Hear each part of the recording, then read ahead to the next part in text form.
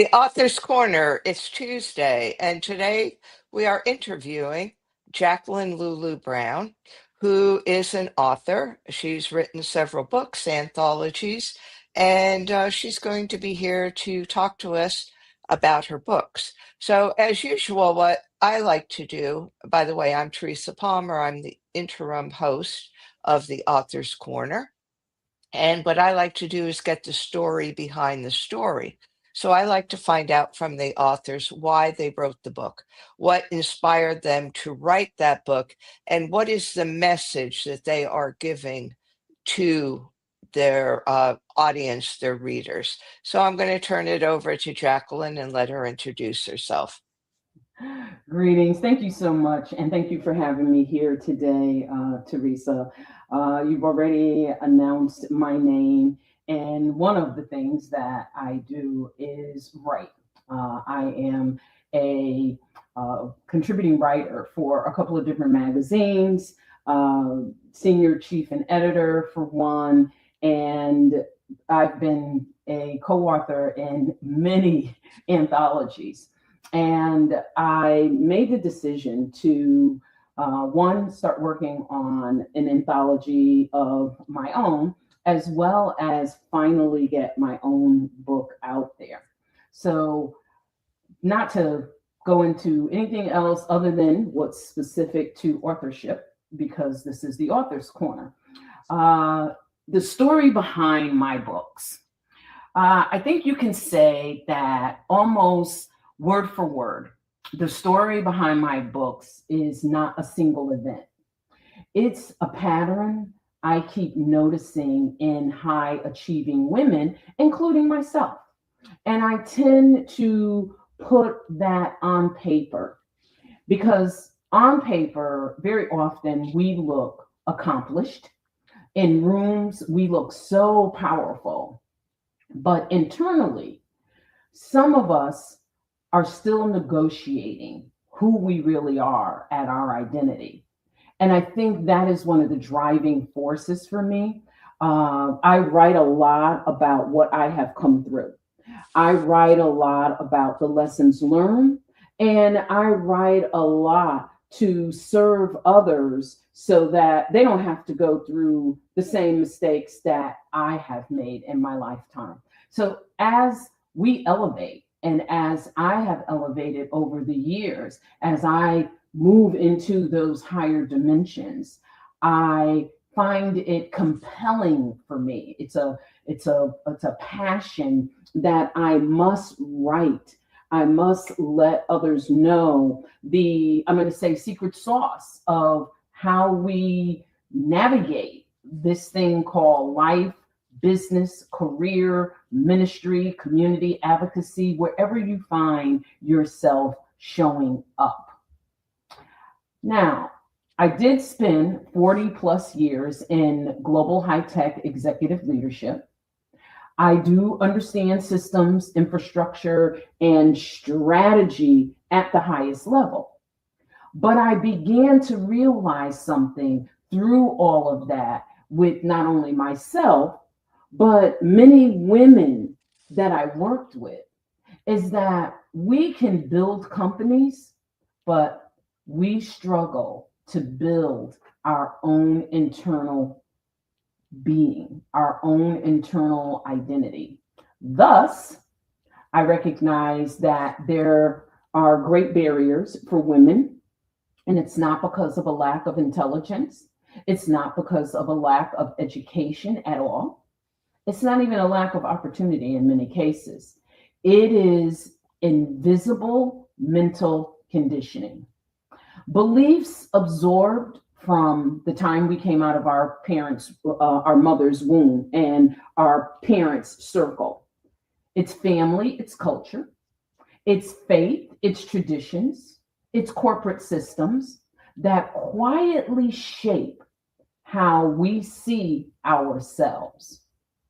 That's where my unshackled mind was born. And that is the book that I am working on right now. That is a single book that is full of not just lessons learned and true stories, but it is also full of actions that you can take, the secrets that a lot of people don't really want to get honest and talk about how they came through. That book really is not a memoir. It's not health, self-help fluff, but it is a liberation framework. And I want to say that really clearly. It is liberation framework. It walks women through recognizing where they've internalized limits and how systematically to dismantle them so that we move forward. I often use language such as radical ascension, going into the next dimension, because elevation requires disruption. You can't rise into the next dimension with old internal architecture. And I'm going to pause there and ask me anything else. That well, what I'd like is the message that you give in the Unshackled Mind. What Mhm, is that one message? Excuse me. What is that one message that you tell, I guess, men and women or women? mhm. And secondly, give us an example of an exercise or an action step that you give to your readers to help them get over the blocks. Oh, wow. Great question. Great question. Thank you. The first thing is to realize that our mind was shackled to begin with. People will tend to get very defensive. My mind's not shackled. I know who I am, I know my identity. But when you go below down to the deeper levels, our behavior actually is different from what we say we believe. And so it is taking us back actually to the womb. When we come out, what are those things that are shaping and molding? Because there is this world's systems, there is a shackling that takes place. And that's strong language. Absolutely. Yes, it is. But it is very truthful language when we go down very deep to do the introspective work. So it's going to that core level first.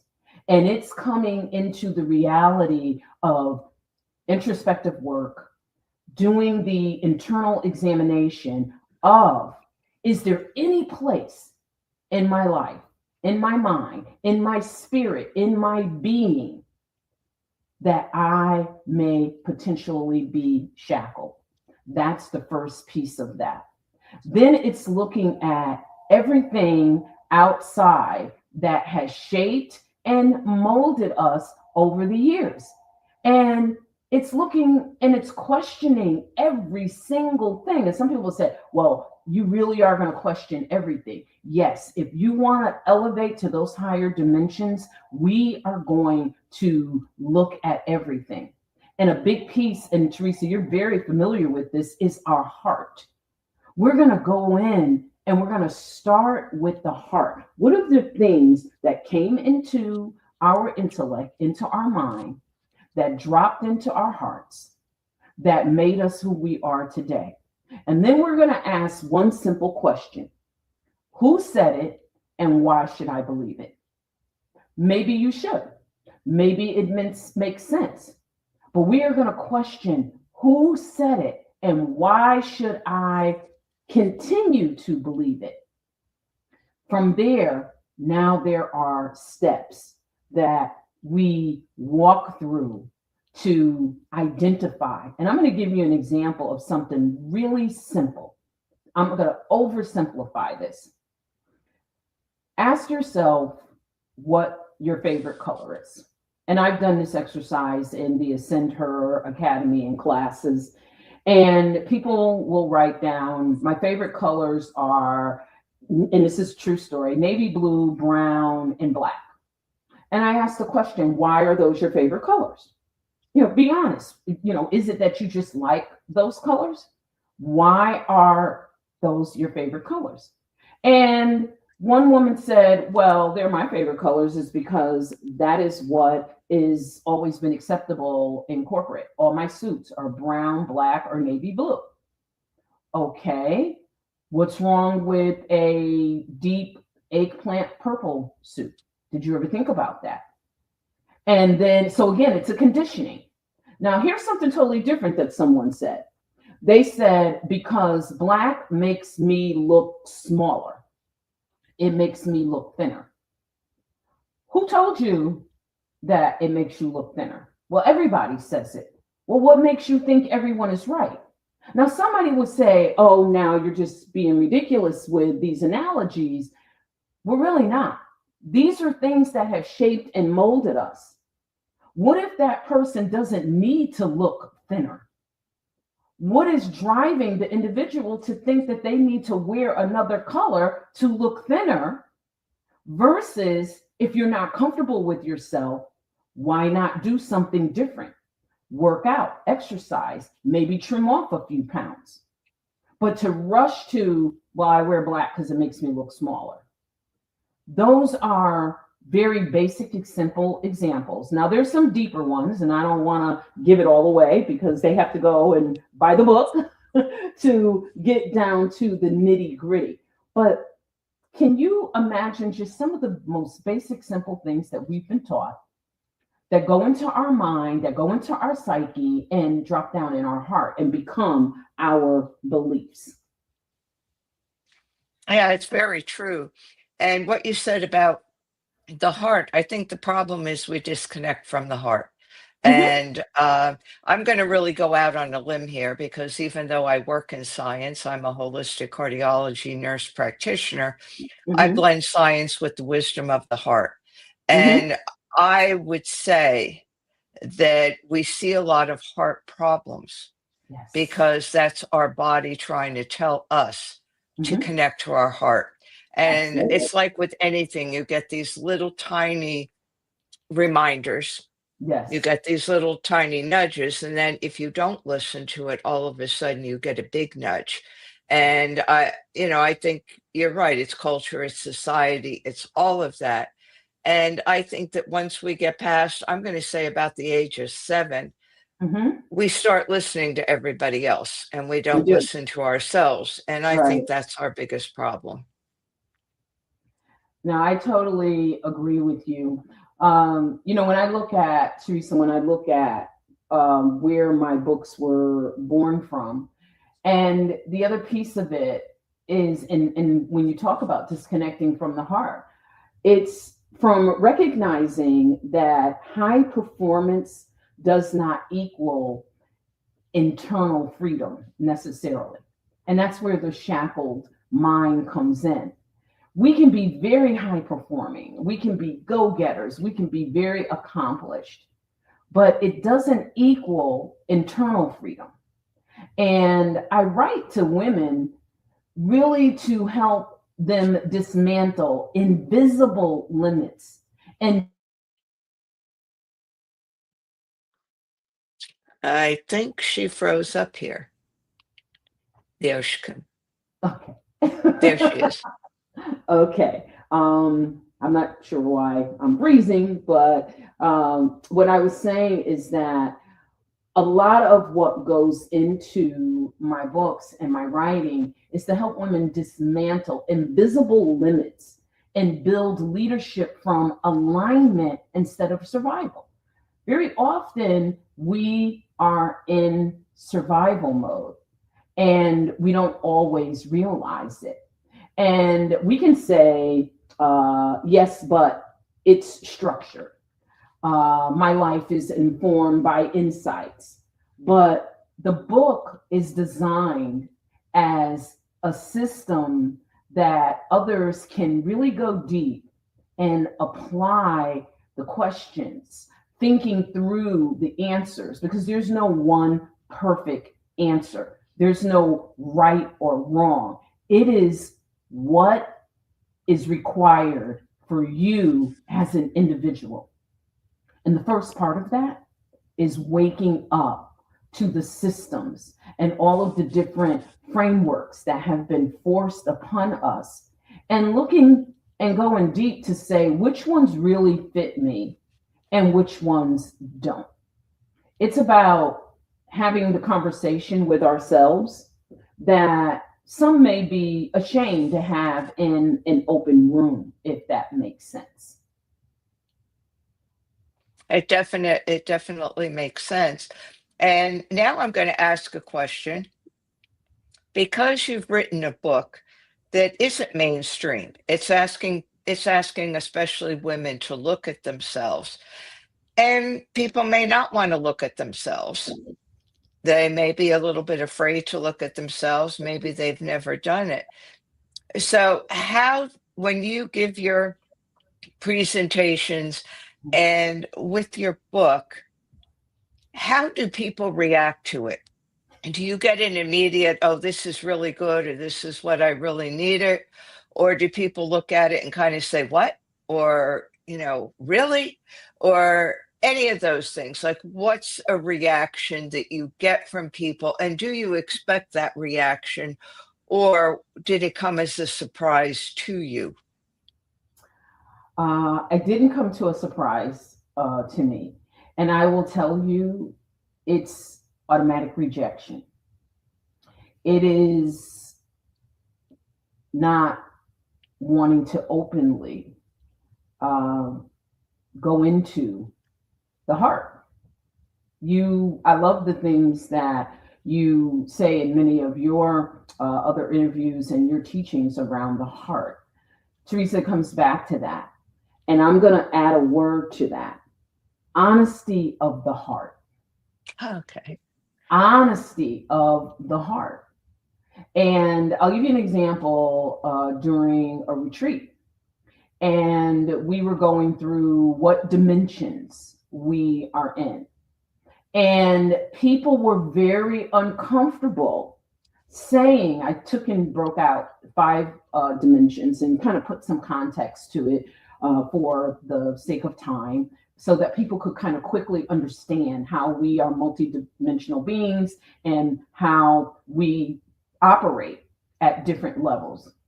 And there was a level of uncomfortableness in the room where, some people are just, I really want this help, and I'm just going to, tell me, help me work through this. And then there were others that pull back and, well, that's not really me. And will almost at sometimes, I'll say, challenge what is being said. And that's because this is not easy work that people are going to get out and just blast. I'm going to give you another example. Teresa, very often people wonder when they post on social media why people don't put a like. They've said the most profound thing. Well, sometimes if someone agrees with you and they post that like, they may perceive themselves as, well, I don't want people thinking that something's wrong with my heart. And if you don't mind, I'll use you as an example. You may put a beautiful post out about being disconnected from the heart and being too far into the intellect. And that could be very true for a lot of people, but they're going to scroll by that and they're not going to acknowledge it openly. And so what I have found is that, I'm going to say, honestly, Teresa, all of what I teach, because I am dealing with very high level women.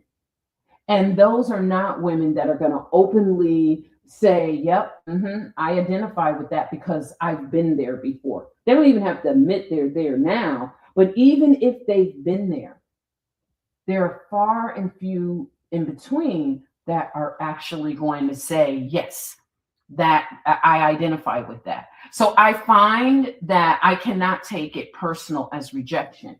What I have to do is remain aligned in my heart with my gifting, my learnings, and the genius and the brilliance of what God has brought me through. And that's not to over spiritualize or bring religion into it, but I am a person of faith.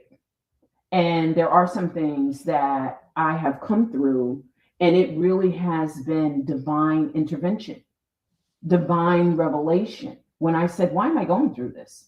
What's wrong with me? And I had to go to that deeper level. If it was for no other reason but to come through all of these learnings to be where I am now, that I might be able to help someone else. And I'll give you this one little piece that sticks with me. In the Bible, there's a story about a man named Nicodemus that went to Jesus, and it says he went to Jesus by night. And they call him the secret disciple. He went at night in secret because he wanted to get some answers from Jesus. And so as he's having this conversation with Jesus, and Jesus tells him, these are all the things you need to do.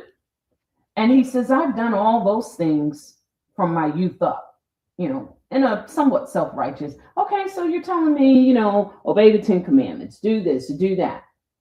But there's always something that we lack. But he didn't want to hear that in an open venue. So what did he do? He went by night. And honestly, I am that person that an individual comes to by night. And I don't mean literal night, but I'm not a person that most are going to come to and say, hey, I heard you speak. I saw this. I heard that. Can you help me with something?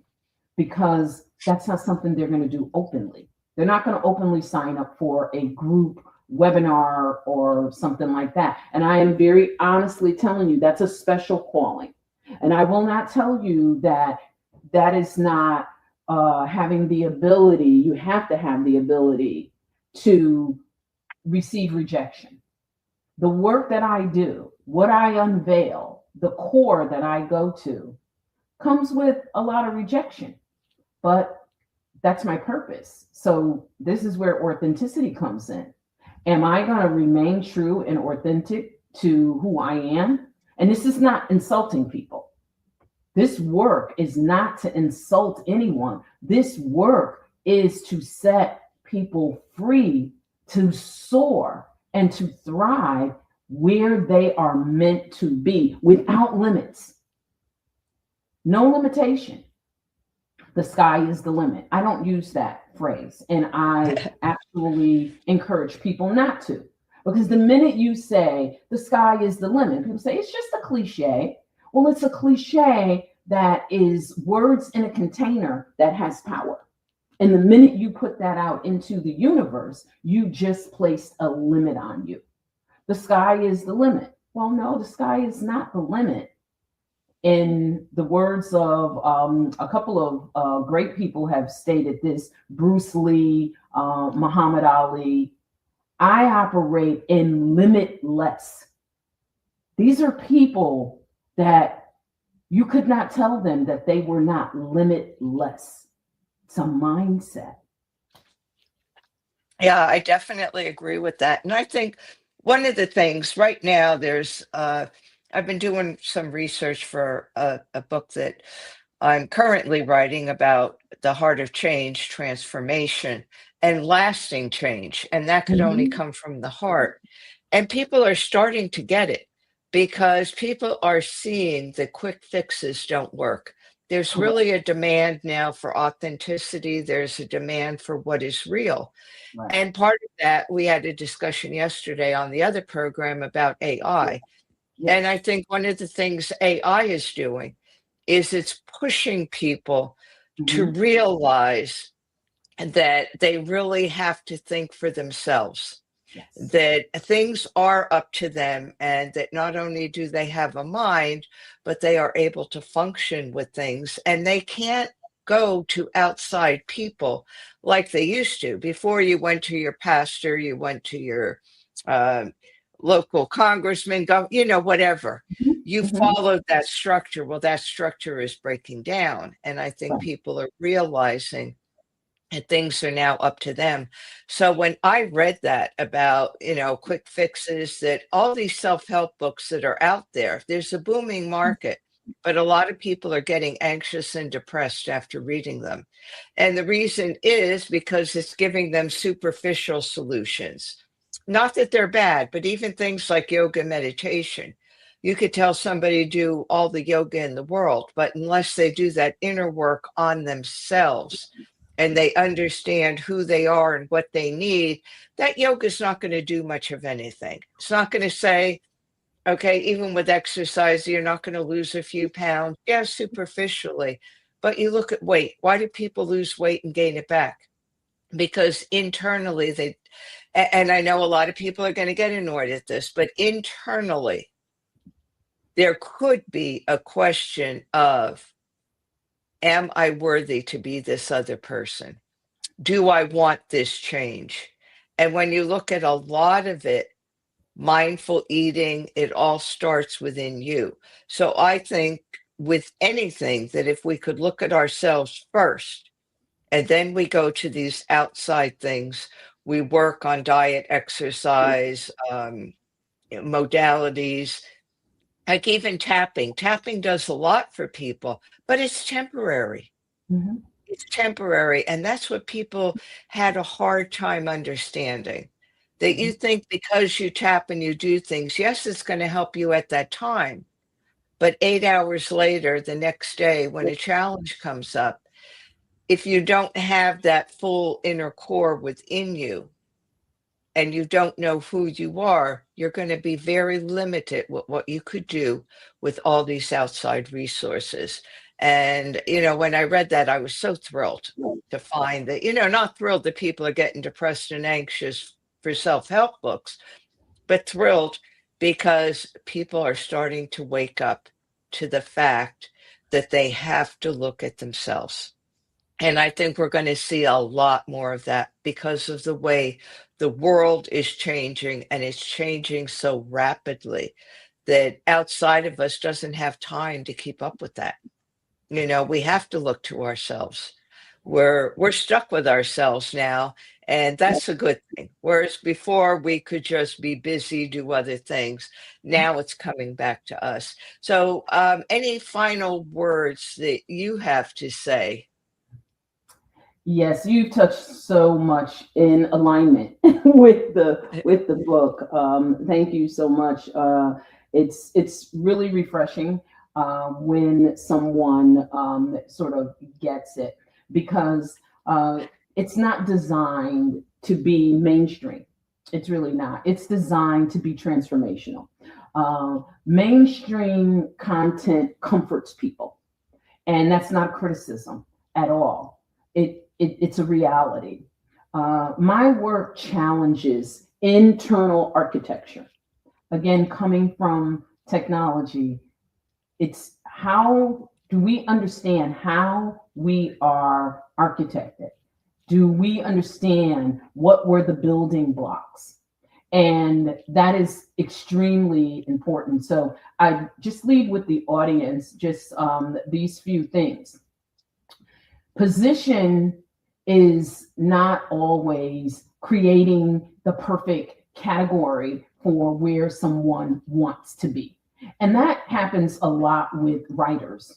This is the author's corner. And I'd like to say to those that are thinking about writing books, think about where your book fits from a category perspective versus where you want it to be because it's going to make bestseller, or the rules that say if you do it this way. Do you want the book to be effective? And do you want the book to change lives? Now, everybody doesn't write for that. So I'm talking to that special writer.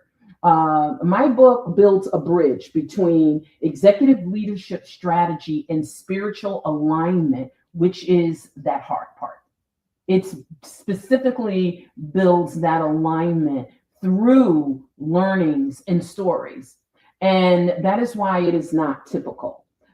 It's different and it's innovative.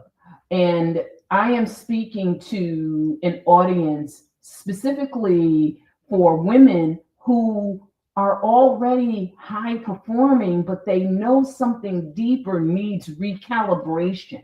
Mm. This is not about condemnation. This is not about having to admit that you're not exactly what everyone else thinks you are. This is about you going deep and looking, where do I need to be recalibrated so that I am operating and I am ascending to the next dimension. Many Yeah. movements begin outside of mainstream. Teresa, you have a movement talking about the heart, being a cardiology nurse. And that's a movement that is outside of mainstream medical treatment. But what makes something mainstream is resonance over time, not initial conformity. We're not conforming to everything that the world thinks that we should be, but we have long term vision, elevated framing. And so, thank you for having me. And my book sits at the intersection of faith, executive leadership, psychological liberation. The intersection isn't crowded, but it's necessary. So some may say, oh, well, it's overly. No, it's not overly religious. I didn't say religion. As a minister, believe and a pastor, believe it or not, I don't use words like religion. I am talking about the intersection of spiritual faith from the heart, executive leadership, and then coming into a psychological liberation. That intersection will never be broad and wide. It's going to be a road where you find a traveler every now and then. But when you find that traveler and that traveler ascends into their next dimension, guess what? We are slowly building a world of effective, not right. I'm right in what I'm saying. I'm right all the time, but effective. I'd rather be an architect, not an influencer, but an architect that helps people become effective. They don't have to always be right. Thank you so That is much. very true. Thank you so much. And again, if who's ever listening to us, I think we got some really good nuggets of not only what it means to write a book, but a subject that you're passionate about. And I think that's what this shows, that as a writer, you're not just writing to write or say, oh, this is a popular subject now, and I can get 30 publishers that may want to have the book, and maybe I'll be a New York Times bestseller. But what you're saying is that I'm writing this book because there are people out there that have this need. And this is what I do. And it's not mainstream, but I do it and I resonate with a certain group of people. So I think that's really what a writer is about. It's different with fiction because fiction you're writing for everybody. But I think when you're writing the nonfiction, Mhm. you're writing what's passionate for you. So I thank you for this interview, Thank and you. we'll have to do this again. So thank you everyone for joining us, and for those that are going to listen to the replay. You got some good information here, some good inspiration. So as always with writing, just go for it. Thank you so much.